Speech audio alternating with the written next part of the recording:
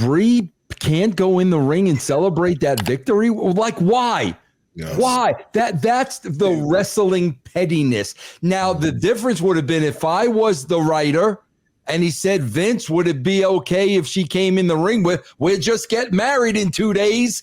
I would say, Bryan, that's not a problem. It's not like, bro, they were in some angle against each other.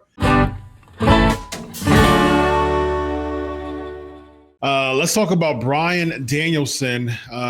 Said to Sun Sport that his big moment at WrestleMania 30, where he main evented the Undertaker's after the Undertaker streak was broken, did not mean much to him. He said he main evented WrestleMania 30 with WWE, and honestly, it doesn't mean that much to me. My sister and my niece got to come into the ring, right? But I was about to marry my wife the following Friday, and they wouldn't let her come down to the ring. They didn't want her to be in the ring. And then on top of that, it wasn't just that. I was going through a ton of neck pain and all these other things. So these things that seemed like cool moments to a viewer, there's all this outer stuff going on in a wrestler's life or a performer's life that can make that moment not as valuable to them as it is to the people viewing it. And this is what he said during StarCast regarding WWE contacting him not to do the Yes Chants in AEW. He said, I think it's odd. I just got a text message yesterday. I wouldn't say threatening legal action, but hey, I'm not somebody who tends to criticize people. Everybody has their different values and they have their own values. They're just different from mine, and that's fine. Yeah. I know that there's no way to stop the Yes Chants when I got to AEW, and it's also something like, am I not allowed to raise my fingers in the air? When I do it, nobody notice, but I never say yes when I do it.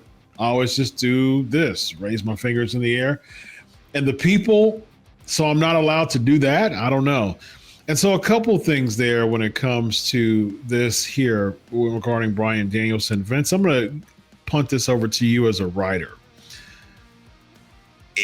Moments like that are very, very pivotal moments as far as the WrestleMania 30. He does. It was his night. He starts off the show by beating Triple H to get into the triple threat match with Batista and Randy Orton. He wins the triple threat match at WrestleMania 30 to close the show. It was a night that was carved around Bryan Danielson or Daniel Bryan. As a writer, if you hear something like this, that you did all this to carve the night around Daniel Bryan, and then he not really accepted, do you ever think in your head, now the answer could be just flat out no, but do you ever think in your head, man, I could have given that to someone who really wanted it? You know, I got to tell you, Chris, the thing that stands out to me, and you asked me if I was there writing it, okay? Yeah. The thing that stands out to me is the pettiness. Bree can't go in the ring and celebrate that victory? Like, why? Yes. Why? That's the wrestling pettiness. Now, the difference would have been if I was the writer and he said, Vince, would it be okay if she came in the ring with, we'll just get married in 2 days? I would say, Bryan, that's not a problem. It's not like, bro, they were in some angle against each other. I mean, if they were in an angle against each other, that's one thing. But that wasn't the case. That's so absurd. Exactly. That to me is so petty. And right there, Chris, now I'm going to be pissed off. Yeah. Now I'm going to have a really bad taste in my mouth because now I know that's petty. So if you're asking me, I'll be honest with you, man. I don't think it would have ever got to that point because if it was designed to be his night, then let's give the dude what he wants. Yeah. Let's give him what he wants on his night. And it just sounded like they chose to be petty and that pissed him off. And I don't blame him, man. Well, even leading into that whole thing, I mean, you want to talk about the lightning in the bottle moments. Now, it's not healthy for fans to hijack stuff all the time. That's bad booking. That's bad business. But there's certain lightning in the bottle moments, and you can really only account for like a handful of Cody Rhodes, Kofi Kingston, Daniel Bryan. There's not many. that really makes sense for people to hijack. Daniel Bryan was definitely one of the things that made sense as far as people hijacking, and it worked. And it definitely seemed like throughout that whole thing that they didn't want that. I mean, like Batista won the Royal Rumble now. I mean, like that's what we were going. We were going the Batista route, making coming back after many years gone and winning the Royal Rumble. It just didn't make sense. Batista and Randy Orton was the plan for WrestleMania. The fans said no, understandably so. Daniel Bryan was inserted. It worked. So with that being said, Vince, let me add this into there. Knowing that the fans were with you, and knowing that it really didn't have that effect in Daniel Bryan as he did with the fans, do you think it was the Brie Bella thing that kind of threw him off? I know you talked about pain too. Daniel Bryan, I don't know the dude. I wish I did, because he seems like a genuine good dude, but he also seems like a very smart dude. So that tells me he knows the company's not behind it.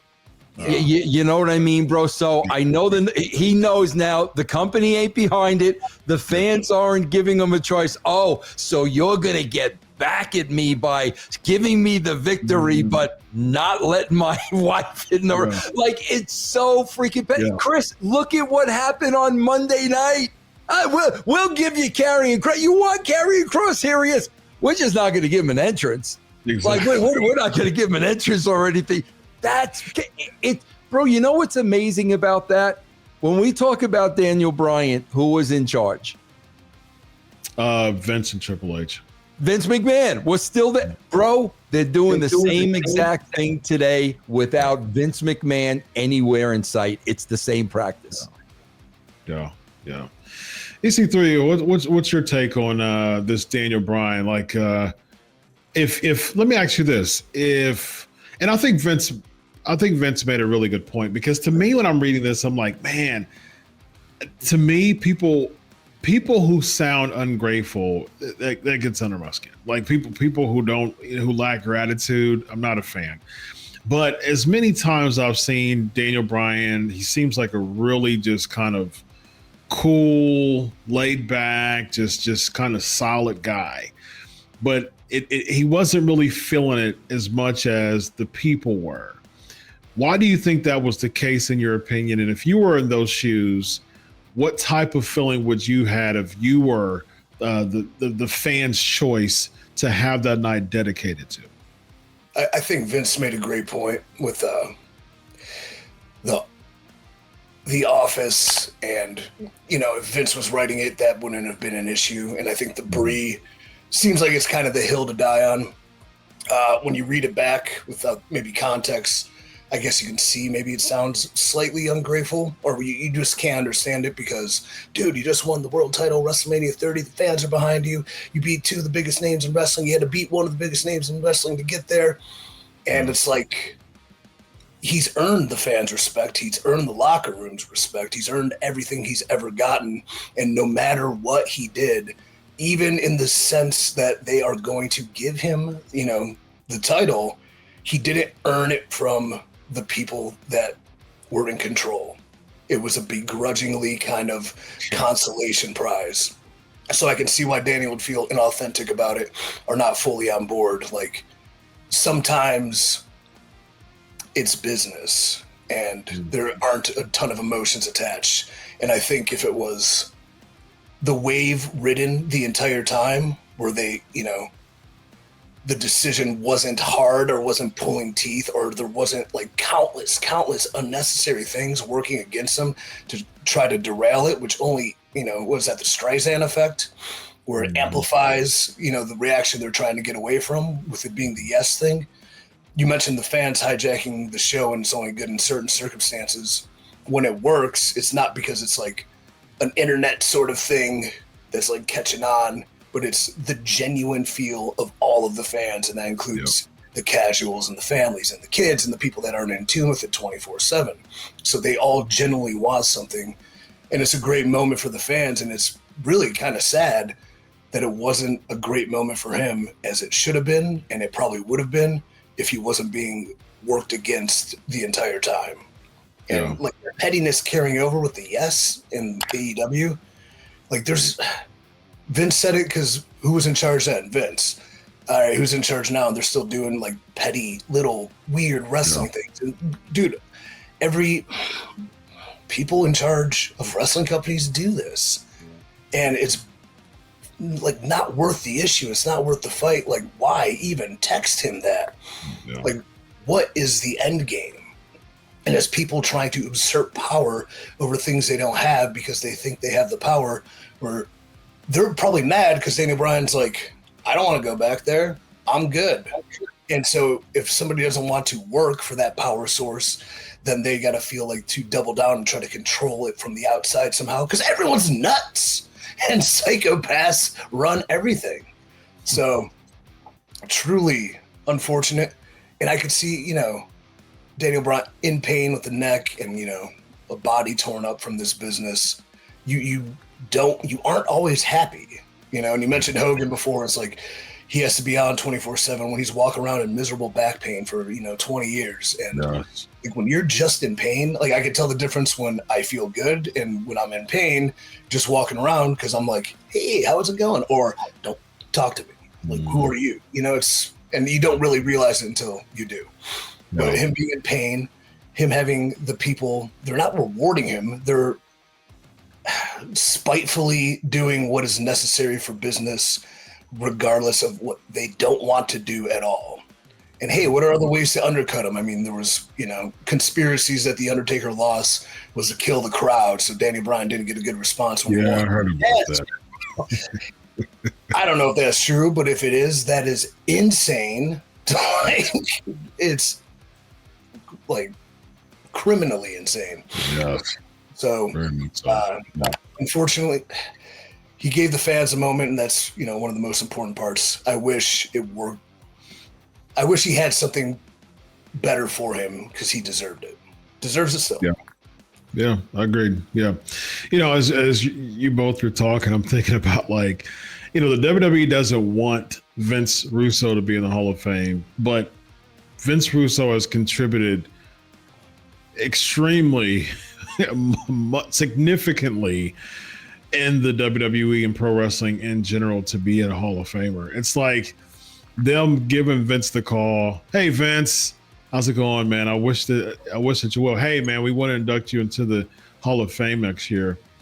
And then they're there. You booked the flight. They got you there, and they said, and they bring you and your wife. You're there, and they're like, "Oh no, she can't come to the stage with you." You know what I mean? And so, so it's like, and so you're like, "Yes, I'll do the speech. Yes, I'll get the ring."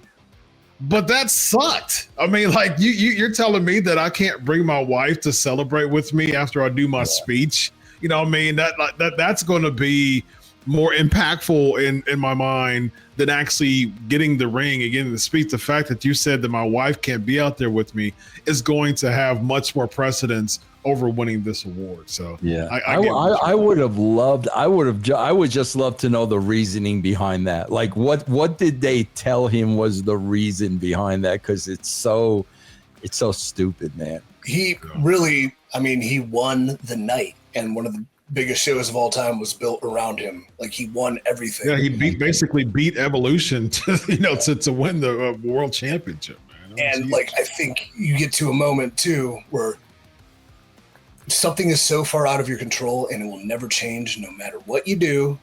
Like no matter how hard you work, no matter how good you are, no matter how great you are, no matter how much of a master of every facet of whatever you're doing, you do. You just can't win this little thing. And there's a defeat in that, despite winning it all. It's just it hollows you out. It's maybe winning a war and you just had to brutally massacre not innocent people, but people that wouldn't surrender. I'm thinking of Alexander in running through the Greek soldiers in the Sacred Band. I don't know if you know that, but they would not surrender. And he's like, please surrender so we can move on and build Greece and, you know, go take Asia, whatever. And they're like, nope, you're going to have to kill us all. And he's like, I don't want to. No, you're going to have to kill, like, that defeat where it's just like, I don't want to do this anymore. But it's hard. It's hard for an athlete, entertainer, anybody probably. Yep, indeed.